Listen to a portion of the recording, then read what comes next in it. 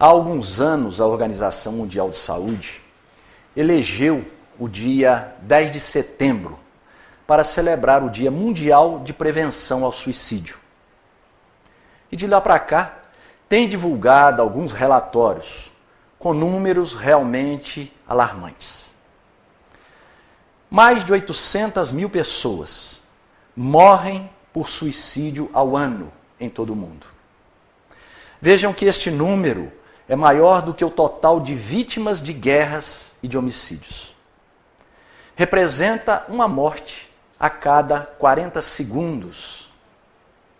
Mas o número de tentativas de suicídio é muito maior. Chega a 20 milhões por ano. A OMS divulgou ainda que há 3 vezes mais suicídio entre os homens do que entre as mulheres. Em compensação, as mulheres tentam se matar 3 vezes mais do que os homens. Isso porque os homens se utilizam de métodos mais radicais, mais violentos para a morte. E as maiores taxas de suicídio estão nos países pobres e nos emergentes. A triste liderança está por conta da Índia, seguida pela China. E as taxas mais baixas estão nos países da América Central e América do Sul, como México, Peru, Brasil e Colômbia. Estados Unidos, Europa e uma boa parte da Ásia está na metade da escala. No Brasil, a taxa de suicídio é bem menor do que a média mundial, cerca de 5,8 mortes, quase 6 mortes, para cada 100 mil habitantes. No entanto, é ainda um número muito alto. Todos os anos são catalogados mais de 11 mil suicídios só no Brasil. E o mais estarrecedor, entre os jovens de 15 a 24 anos, esse número cresceu 30% nos últimos 25 anos. Em razão de tudo isso, a ciência tem pesquisado há várias décadas os inúmeros fatores que levam alguém a cometer um ato tão brutal.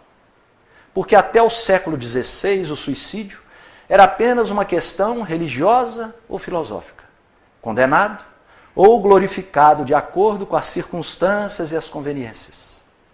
Somente a partir de meados do século XIX é que se divulgou a ideia de que a tentativa de se matar era produto de doença mental.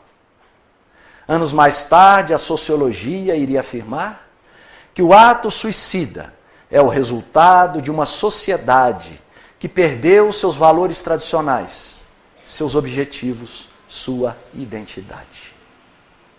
Atualmente, o suicídio é visto como um transtorno psicossocial, onde a doença mental não tratada, na forma de depressão e do transtorno do comportamento bipolar, associado ao uso de drogas, são fatores predisponentes. Uma grande estudiosa do tema, professora da PUC do Rio Grande do Sul, a psicóloga Blanca Guevara, diz que o comportamento suicida é a manifestação de uma dor psicológica insuportável. Diz ela que as pressões da vida contemporânea tendem a aumentar as taxas de suicídio, porque hoje tudo é mais imediato. É preciso definir rapidamente a vida profissional e ser bem-sucedido. E o imediatismo frustra, aumenta a frustração. A família está mais pulverizada e os relacionamentos amorosos duram menos. Tudo isso, segundo ela, são fatores que predispõem ao auto-homicídio. Mas em seus estudos, em suas pesquisas, ela observou que existem alguns fatores que ajudam a preservar contra a tentativa de se matar. Fatores como os vínculos afetivos bem cultivados, o bom relacionamento com a família, ter filhos, ter uma crença espiritual, uma condição financeira estável e realização profissional. Diz ela, por mais simples que seja a ocupação. Ainda em pesquisa científica, um outro ponto dessa observação para as causas do suicídio é também a influência genética, que ajuda a entender por que apenas alguns tentam se matar quando as adversidades da vida atingem um número bem maior de pessoas. As primeiras pesquisas surgiram em meados do século passado e se baseavam principalmente no rastreamento de casos em famílias e também na comparação entre irmãos gêmeos e filhos adotivos. Como a depressão tem também uma forte característica hereditária, acreditava-se que ela fosse a mola propulsora, fosse o fator preponderante para o suicídio. No entanto, verificaram que naquelas famílias que tinham casos recorrentes de depressão ao longo de várias gerações, ocorreram raríssimos ou nenhum caso de suicídio. A chave para o mistério, de acordo com os especialistas, está no que eles chamam de binômio impulsividade-agressividade. É um traço característico de algumas personalidades que ajuda a entender o suicídio principalmente entre jovens e entre pessoas que se utilizam de métodos violentos, como queda livre e arma de fogo. No entanto, os cientistas e pesquisadores chegaram à conclusão de que não existem genes que fazem as pessoas se matarem. O que existe é uma predisposição genética que aumenta ou diminui certos comportamentos de risco associados ao suicídio. Pessoas coléricas, de temperamento explosivo, que tomam atitudes impensadas, podem, num momento de contrariedade, apelarem para uma medida tão radical quanto o suicídio. Eu conheci um senhor, certa vez, cujo filho de 16 para 17 anos se matou enforcado. A situação foi a seguinte: aquele jovem, nesse período de adolescência, ou quase deixando a adolescência, em que o jovem começa a descobrir a si mesmo, então estava envolvido com uma turminha que estavam fazendo uso de drogas. E o pai, um homem de família tradicional, religioso, católico, advertiu o filho várias vezes. E certa noite ele passava por uma praça, o filho estava ali exatamente na companhia daqueles outros que ele já havia pedido para que não continuasse as amizades. Abordou o filho ali na presença dos colegas, falou que ele precisaria ir para casa, o pai iria passar na padaria e logo em seguida iria até lá porque precisavam conversar. Passou na padaria, quando chegou em casa, perguntou pela esposa e ela disse: ele chegou aqui, cabeça baixa, não falou nada e foi lá para o quintal. Um quintal muito grande, árvores frutíferas. O pai então o procura e lá ele estava enforcado em uma árvore. É o comportamento impulsivo, agressivo, que leva como consequência de uma situação de inquietação, de contrariedade, o indivíduo a uma medida tão drástica e tão terrível como o suicídio. Atualmente no Brasil, um dos grandes estudiosos do tema é o médico psiquiatra, Dr. José Manuel Bertolotti. Ele, durante quase 2 décadas, trabalhou no Departamento de Saúde Mental da Organização Mundial de Saúde. Para ele, a pessoa que sofre de depressão, que tem caráter impulsivo, agressivo e que enfrenta adversidades na vida, é um suicida em potencial. No entanto, ele diz o seguinte, palavras dele textualmente: isto não quer dizer que todo suicídio relaciona-se a uma doença mental, nem que toda pessoa acometida de uma doença mental vá se matar. O comportamento suicida indica profunda infelicidade. Vejam que é uma outra observação de um outro estudioso, que percebe que aquele que está inquieto com relação à vida é profundamente infeliz. E ele diz o seguinte: no entanto, não se pode fugir da constatação que uma doença mental é um importante fator de risco para o suicídio. Daí a necessidade de cuidados, de cuidar-se. Mas percebemos que ao longo dos séculos, as religiões e a filosofia sempre se preocuparam com a questão do autoaniquilamento. A filosofia combate o suicídio, pois diz que é uma forma do indivíduo escapar ao absurdo. Consequentemente, não deve se matar. Várias religiões são unânimes em proibir o suicídio, como se isso fosse um fator para impedi-lo. Mas, em seus preceitos, trazem como norma não se matar. O islamismo, por exemplo, vê o suicídio como um ato contrário à lei divina. É como se o indivíduo descresse da bondade de Deus, da proteção de Deus.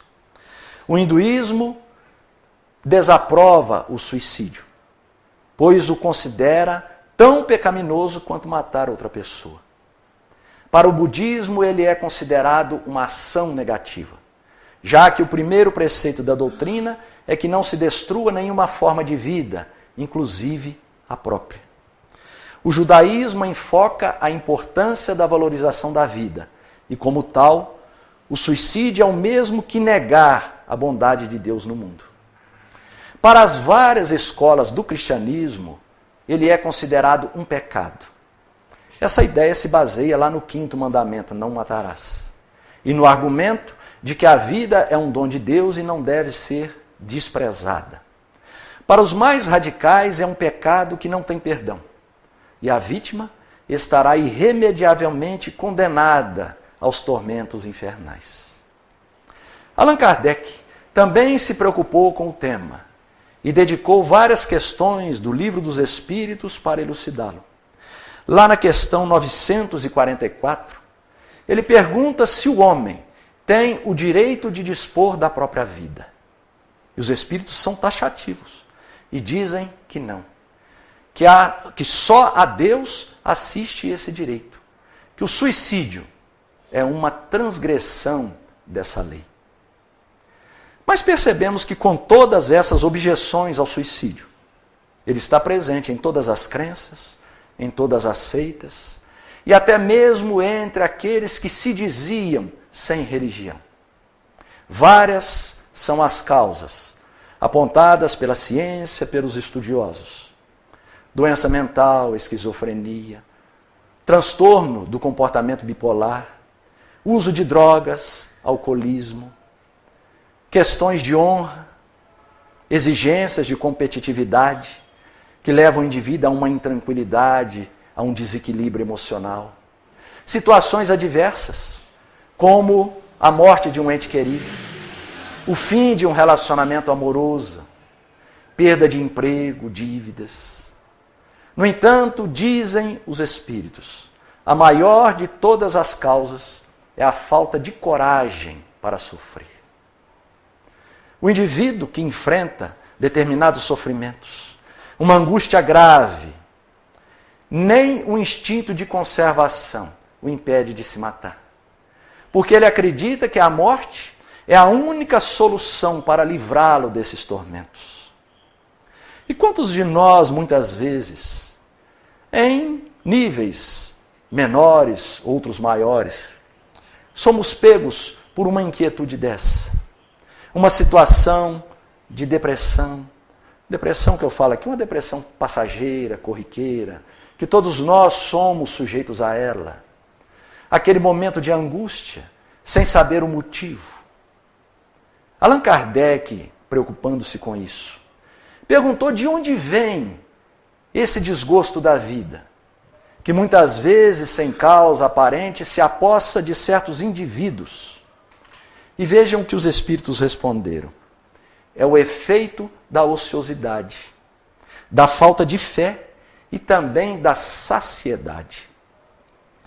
Dizem eles, para aquele que usa de suas faculdades com uma finalidade útil e de acordo com as suas aptidões naturais, o trabalho nada tem de árido e a vida se escoa mais rapidamente.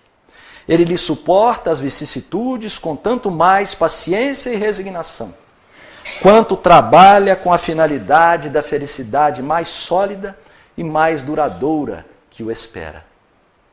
A explicação espírita, mostrando que todos nós estamos no mundo, numa reencarnação ou num processo reencarnatório, em busca do nosso aprimoramento, mantendo então, ou devemos manter, a serenidade, a fé, em busca dessa evolução.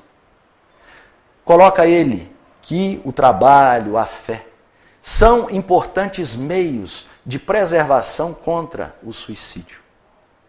Por isso caberia ainda ao Espiritismo a explicação das questões relacionadas à vida espiritual. E neste caso, quais as consequências para o espírito após a sua desencarnação pelo ato suicida? A primeira sensação que o indivíduo tem é a de frustração. Porque o indivíduo queria se matar. Para ele, a morte seria o aniquilamento do ser. Não existiria mais nada. No entanto, ele continua vivo. Ele sente, fala, ouve, tem frio, fome. E aí fica confuso, porque percebe que foi um grande engano tentar a morte voluntária. Vejam que esta sensação é inerente a todos aqueles que se matam. Mas os níveis de sofrimento variam de acordo com as intenções de cada um. Há espíritos, por exemplo, que ficam totalmente presos ao corpo. Sentem a solidão do túmulo, os vermes corroendo-lhe as carnes, a sufocação. Outros saem correndo no meio da multidão, gritando por socorro, agarrando as pessoas, mas naturalmente ninguém lhes ouve ou vê. E juntamente com todas essas sensações, com toda essa angústia, todos eles continuam a sentir de forma intermitente as ações do ato final. Por exemplo, se o indivíduo deu um tiro na cabeça, ele sente de forma contínua a bala penetrando o cérebro, a dor proveniente disso, o sangue escorrendo, o corpo caindo no chão. Se foi por enforcamento, ele sente a sufocação, o pescoço se quebrando. São sofrimentos realmente terríveis, que somente o tempo mais ou menos longo, de acordo com a intenção de cada um, vai colocar fim. Esse tempo de sofrimento do espírito no mundo espiritual, devido ao suicídio, é compatível com aquele tempo que ele ainda teria naquela encarnação. Por exemplo, se ao reencarnar o indivíduo estabelece, ou os construtores espirituais estabelecem para ele um plano de uma encarnação de 80 anos, por exemplo. Aos 50 anos ele se mata, teria ainda mais 30 anos naquela existência. Então são 30 anos de sofrimento no mundo espiritual, de forma contínua. Isso porque o fluido vital, que é a energia da vida, ele só se escoa ou extingue com a morte natural. Então o suicídio é uma quebra, é uma interrupção abrupta, quebrando uma programação que foi feita previamente à reencarnação. E ali o indivíduo então ainda precisa aguardar a extinção do fluido vital e isso o mantém psiquicamente ligado ao corpo. Mas vejam só, a lei não é de punição, a lei é de amor. Existem casos de suicídio em que o espírito passa por um sofrimento tão grande que ele não aguentaria tanto tempo aquela dor. Entraria num estado de loucura, tipo quando o indivíduo se atira sob as rodas de um trem de ferro e que gera lesões graves no seu corpo. Concomitantemente, gera também lesões graves no seu corpo espiritual, que é o perispírito. Então, num tempo menor, esse espírito é conduzido para uma reencarnação compulsória, como uma forma de protegê-lo, de ajudá-lo. Porque nessa encarnação, mesmo nascendo com um corpo, às vezes disforme, limitado, trazendo ainda algumas complicações de ordem física, o sofrimento nela enfrentado é bem menor do que aquele que ele enfrentaria no mundo espiritual. Mesmo porque, ao reencarnar, ou estar no processo da reencarnação, o espírito está completamente esquecido do resto. Então ele não terá a recordação do ato suicida. É uma forma de preservação. Tem um livro muito antigo que se chama O Martírio dos Suicidas. O autor desse livro é Almerindo Martins de Castro.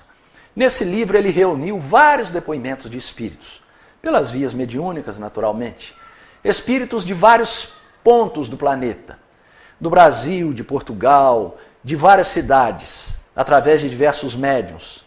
E esses espíritos contam como foi a sua chegada no mundo espiritual após o ato suicida, o sofrimento que enfrentaram, os trabalhos que estão realizando em prol da própria regeneração.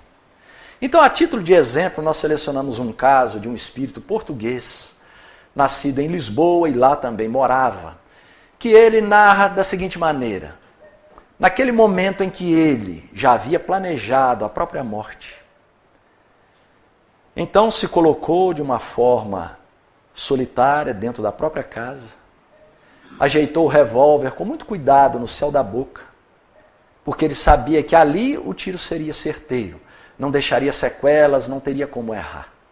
Apertou o gatilho. Naquele momento ele ouviu e sentiu o estampido e a bala penetrando-lhe a garganta. Seu corpo, ou ele mesmo, caiu para trás. Estava plenamente consciente, mas não conseguia se mover. Completamente paralisado. Viu então quando os familiares chegaram, gritaram, aquele choro. Viu quando outras pessoas vieram.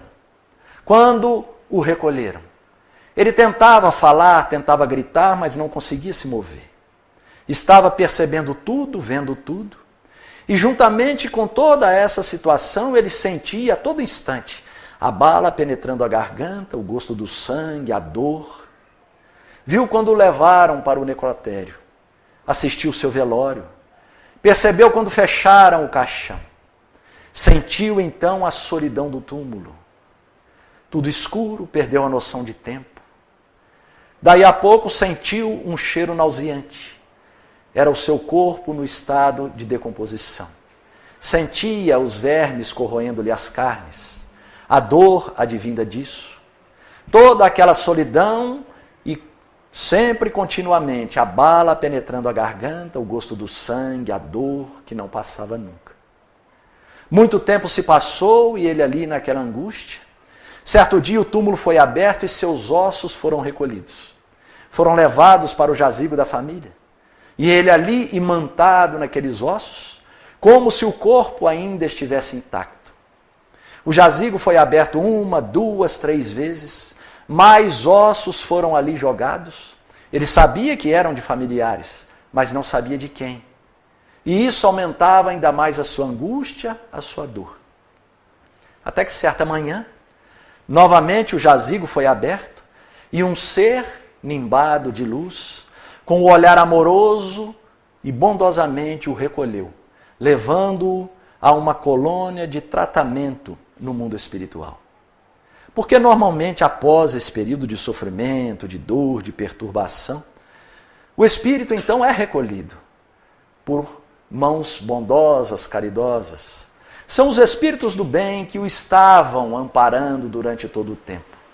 Mas o suicida, por ser um transgressor da lei, ele não consegue perceber a ajuda à sua volta.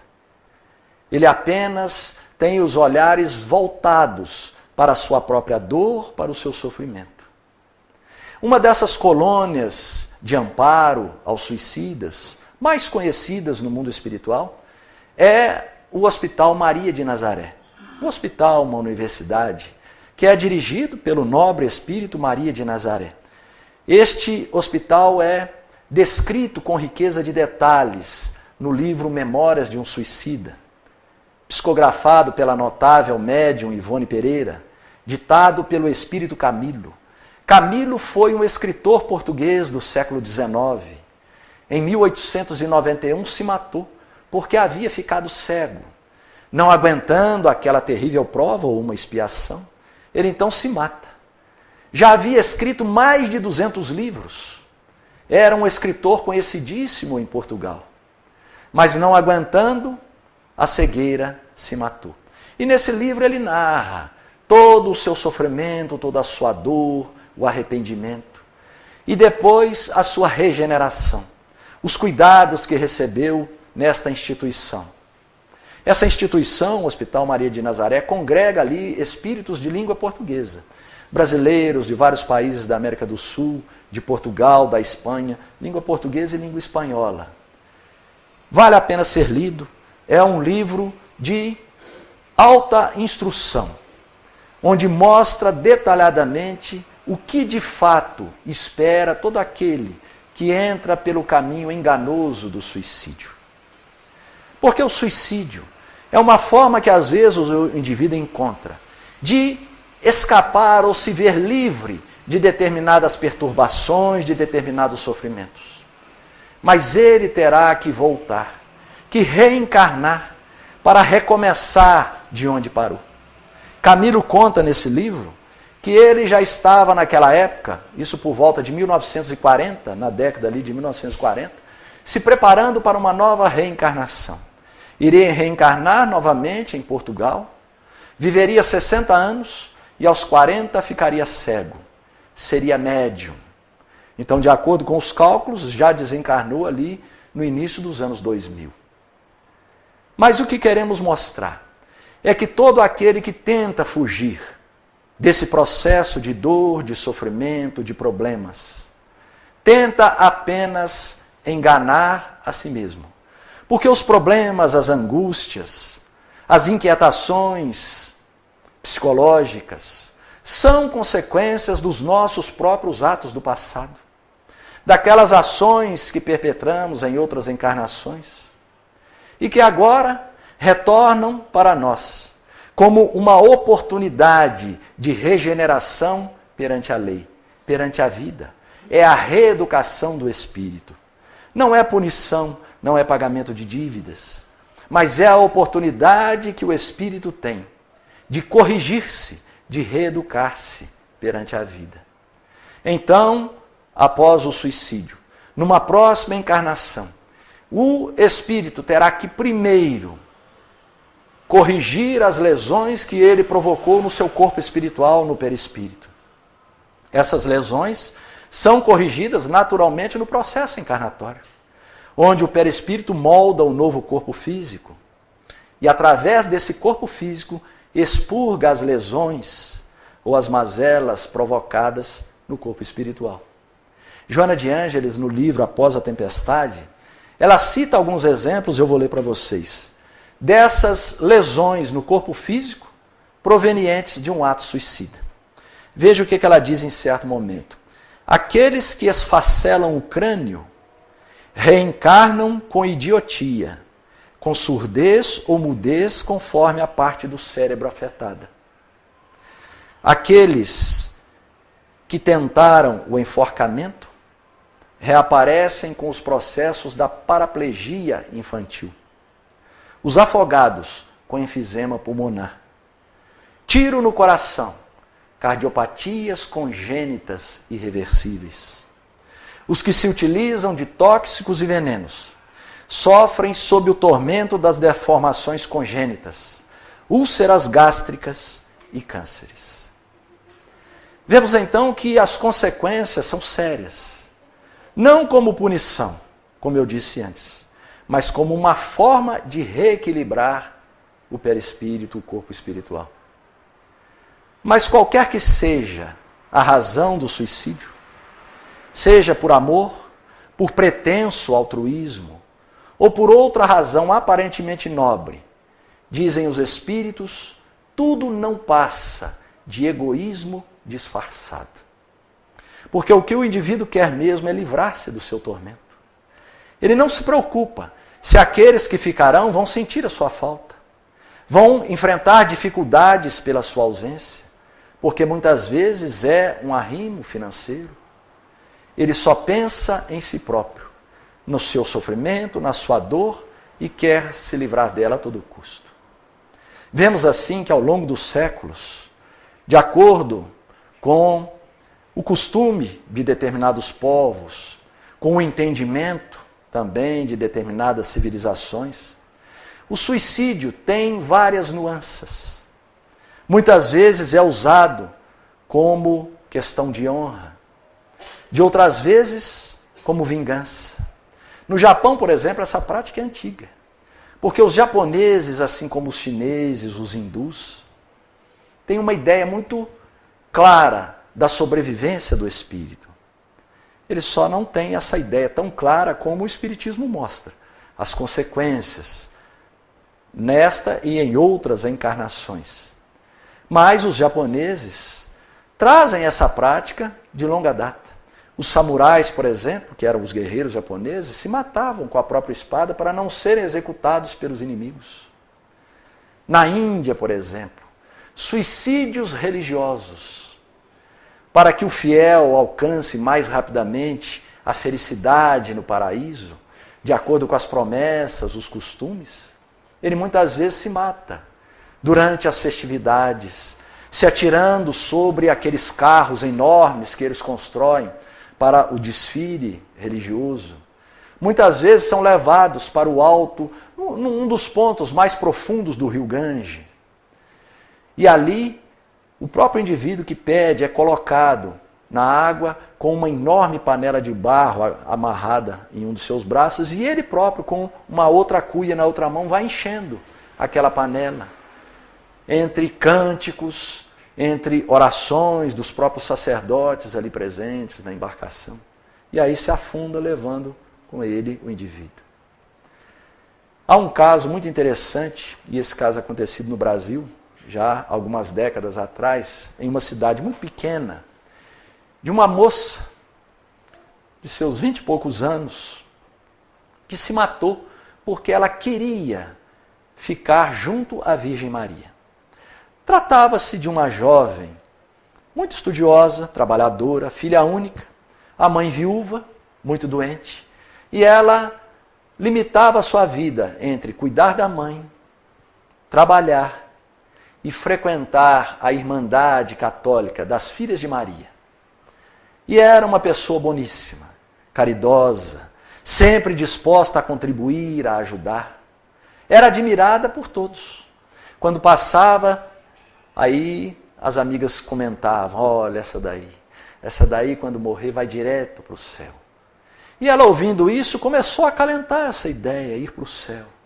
Estar junto à Virgem Maria, de quem era tão devota. Certo dia, então, ela entrou, cumprimentou a mãe, foi para o seu quarto e se matou.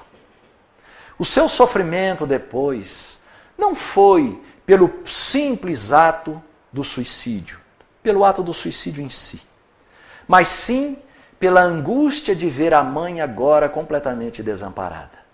Ela era o único arrimo da sua mãe.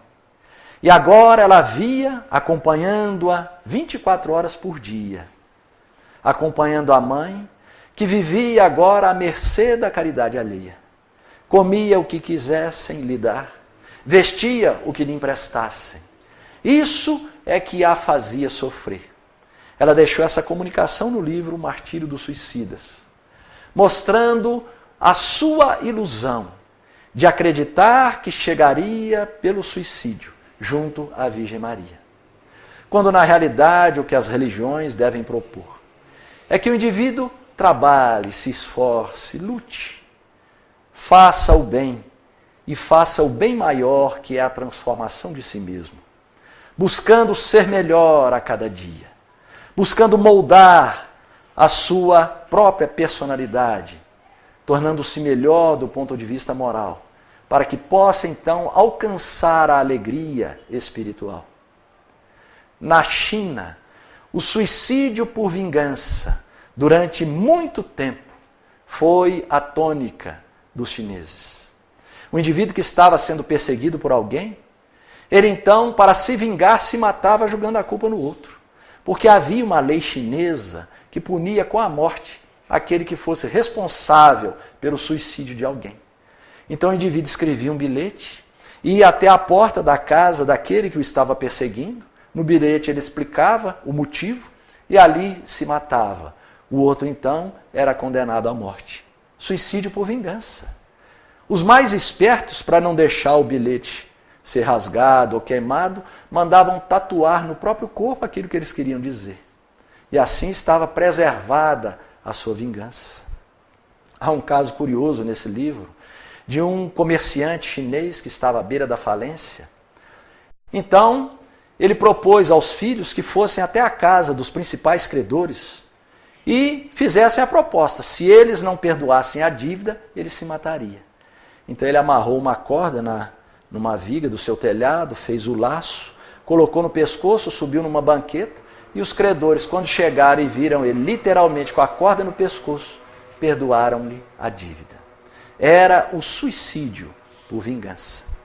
Havia casos também de se oferecer para morrer no lugar de um condenado. É claro que não era de graça, né? Às vezes um condenado rico iria ser executado, então alguém se oferecia para morrer no lugar dele, em troca de uma boa quantia em dinheiro deixada para os familiares e também por um funeral bem requintado. Porque os chineses até hoje preservam essa tradição. Os funerais, quanto mais requintados, quanto mais pomposos, quanto mais dança, música, flores tiver, mais fácil é para aquele espírito entrar no reino da felicidade. É a crença chinesa. Mas vemos também uma outra categoria de suicídio, que é aquela em que o indivíduo muitas vezes é induzido por alguém, de forma proposital ou às vezes não proposital, por seres encarnados ou desencarnados. Uma obsessão, por exemplo, grave, em que há ali uma assimilação do obsidiado pela influência do obsessor. Existem casos em que o espírito obsessor pode levar o obsidiado a se matar. É considerado verdadeiro assassinato espiritual. Vejam que Allan Kardec pergunta: aqueles que conduzem o indivíduo a um ato de desespero como o suicídio, sofrerão as consequências de tal conduta? E a resposta: ai deles, responderão como por um assassinato. É claro que o suicida também tem a sua parcela de culpa, afinal de contas ele tem o livre-arbítrio. Pode resistir ou ceder àquela perturbação. Mas, naturalmente, o seu ato, nesse caso, é amenizado. Suas dores são menores. Existem atenuantes. Allan Kardec, lá no livro Céu e Inferno, tem um capítulo que ele fala sobre o suicídio.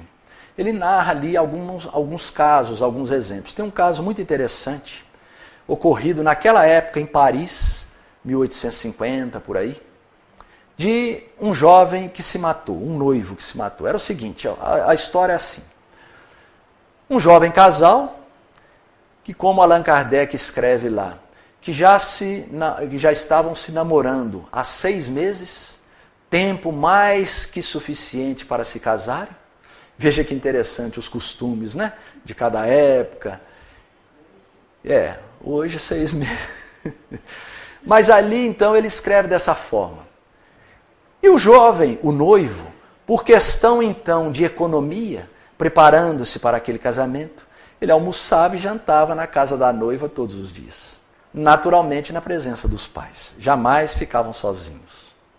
E ali num jantar, numa certa noite, jantando, ele e a noiva discutiram por uma bobagem qualquer. Uma discussão simples, sem qualquer sentido. E a noiva foi taxativa. A partir desse momento, nosso compromisso está desfeito. O noivo, muito chateado, o rapaz foi para casa, dormiu. No dia seguinte, já com a cabeça mais fresca, resolveu procurar a noiva. Foi até a casa dela, bateu na porta. Ela, conhecendo a batida, não quis abrir e, pelo lado de dentro, perguntou o que ele queria. Ele então tentou argumentar, afinal de contas foi uma bobagem, uma discussão sem muito sentido. Por que terminar um noivado, um quase casamento? Mas ela foi taxativa e não voltou atrás. Fez-se um silêncio, de repente, um barulho. Ela, assustada, abriu a porta, ele estava morto com um punhal cravado no próprio coração. Alguns meses depois, Allan Kardec, na Sociedade Parisiense de Estudos Espíritas, evoca esse rapaz. O espírito não tinha condições de falar. Estava perturbado pelo próprio suicídio. Então o seu guia espiritual dá a comunicação. E ele então explica a Allan Kardec que aquele jovem cometeu um suicídio por amor. Ele não havia premeditado tal ato. Estava amargurado, infeliz com o rompimento do noivado. Estava sofrendo muito mais por ver que tomou uma atitude impensada, que não precisava chegar a tanto, do que realmente com as consequências daquele ato. Mas disse o guia, ela, a noiva, é a grande culpada.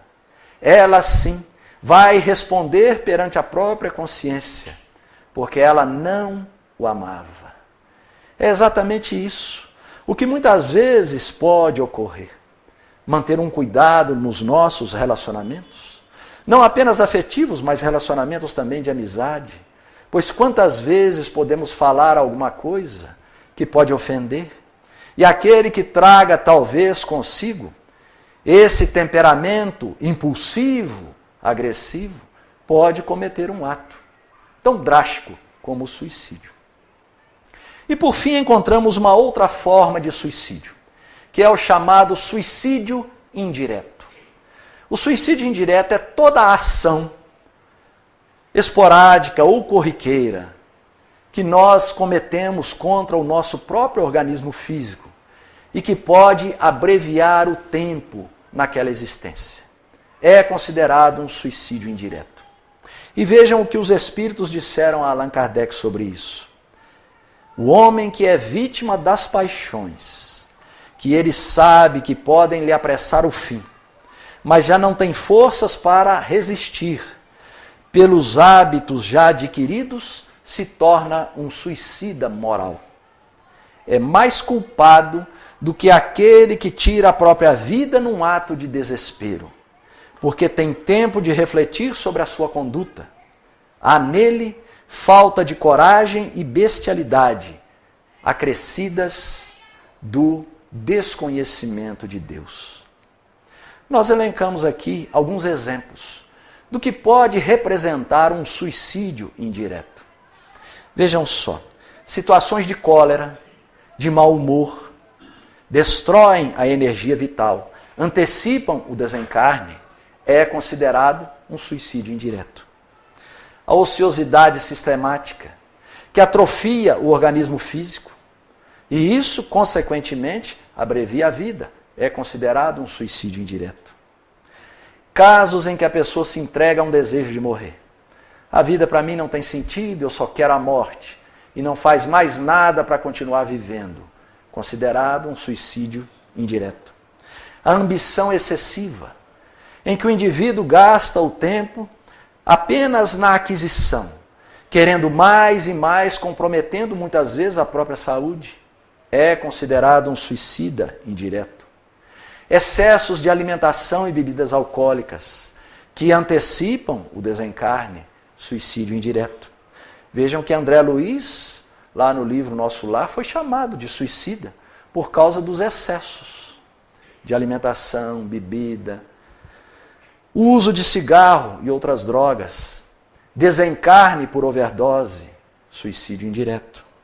Abuso das energias sexuais, através da promiscuidade, da infidelidade, suicídio indireto. Conduta imprudente de um automóvel. Uma alta velocidade, colocando a vida em risco, quando o indivíduo sabe que isso, de fato, pode matar. E acontece, suicídio indireto. Torcedores fanáticos, que não conseguem conter as próprias emoções, muitas vezes desencarnam em função disso, são considerados suicidas indiretos. Vejam, meus amigos, que o assunto suicídio é de fato um assunto sério, grave, mas de tempos em tempos é preciso conversar sobre ele. É preciso falar, é preciso se instruir para também ajudar e contribuir, para também instruir a outros. Pois muitas vezes nós encontramos pessoas que trazem um momento de inquietude, de inquietação, de desequilíbrios emocionais, que pedem ajuda e que nós podemos contribuir com uma palavra de esclarecimento, com aquilo que a doutrina espírita oferece. Chamar para assistir umas reuniões públicas, ler os livros espíritas, participar de grupos de estudo, tomar o passe, a água fluidificada, que são alternativas para ajudar no fortalecimento. O Evangelho no Lar, que é um importante meio de alcançar o equilíbrio. Uma vez por semana, reunir com a família, num dia e num horário determinados, durante 15 ou 20 minutos, ler uma página, uma mensagem, uma página do Evangelho, trocar ideias. É um momento em que a família se eleva, em que conversam sobre algo útil, sobre algo importante e se instruem. Por que tem que ser num dia e num horário definidos? Porque aí a equipe espiritual, os amigos daquela casa, daquele lar, vão designar uma equipe naquele dia, naquele horário, para auxiliar no estudo do Evangelho no lar. Então são as oportunidades que o Espiritismo nos proporciona de nos fortalecer. A Organização Mundial de Saúde alerta que a maioria dos casos de suicídio são precedidos de alguns sinais verbais ou comportamentais. A OMS criou até uma pequena cartilha, onde ela instrui como que é que deve se abordar, ou como deve se agir perante pessoas que falam em se matar. Porque muitos daqueles que falam em se matar acabam fazendo, acostumam com a ideia, vão alimentando aquele desejo. Mas nem todos que falam em suicídio querem de fato morrer. Porque diz a OMS, aquele que está na iminência de se matar, ele está ainda enfrentando um grande conflito íntimo entre continuar vivo ou morrer. O que ele precisa é de amparo, é de ajuda. O Centro de Valorização da Vida coloca um telefone 24 horas por dia para aqueles que se encontram nessa situação, que possa ligar, que possa conversar com alguém que possa instruir. E nós, como espíritas, conhecendo tudo isso, podemos também ajudar e contribuir com aqueles que muitas vezes vamos notar que enfrentam esse tipo de situação ou de aflição. A doutrina espírita nos proporciona esse suporte para a vida. Primeiro, porque nos dá a certeza de que somos seres imortais, que a vida jamais se extingue, que após a morte seremos nós mesmos, vivendo em outro campo de existência. Alerta que os sofrimentos, as adversidades, as instabilidades emocionais são consequências dos nossos próprios atos do passado, das ações que cometemos em outras encarnações e que agora refletem em nós como provas ou expiações daqueles atos. Que se os enfrentarmos bem, alcançaremos a felicidade do dever cumprido após a morte física. Que por mais terrível que seja o sofrimento, ele será infinitamente pior se houver a deserção pelo suicídio. O ato suicida é o começo do maior tormento que a criatura humana possa sofrer. Porque continua viva e sem receber socorro, nem ter alívio do seu sofrimento. Pois esse alívio ela só terá após expiar o ato insano em várias reencarnações. E isso pode durar séculos. O Espiritismo alerta ainda que para aqueles casos de desequilíbrios emocionais, buscar a orientação psicológica, psiquiátrica, da medicação orientada por médicos experientes. Pois é preciso fortalecer-se fisicamente para que o indivíduo reaja e possa equilibrar-se mentalmente. O Espiritismo mostra que o sofrimento é uma condição inerente a um planeta pouco evoluído como o nosso, mas que a misericórdia divina ampara a todos indistintamente e não deixa ninguém sofrer além do que pode suportar. Os recursos da prece, da oração sincera, são importantes meios de ajuda, de amparo ao suicida. Quando souber de alguém que tenha se matado, ore por ele. Ore durante semanas, meses, anos até. Porque a oração é impulsionada pelo pensamento, que não tem limite. Vai alcançar aquele espírito, irá reconfortá-lo, vai mostrar para ele que alguém se preocupa com ele. E isso vai lhe trazer uma nova esperança. Jesus, no profético Sermão do Monte, deixou promessas consoladoras. Bem-aventurados os que choram, porque serão consolados. Ou seja, suportem bem as suas dores, as suas provas, tenham fé que o conforto chegará. Em outro momento ele exorta: vinde a mim, todos vós que estáis aflitos e sobrecarregados, que eu vos aliviarei. Porque somente com a certeza, na vida futura, deixada pela doutrina espírita, alcançaremos então a esperança da continuidade da vida, do nosso trabalho, do nosso êxito nas nossas reencarnações.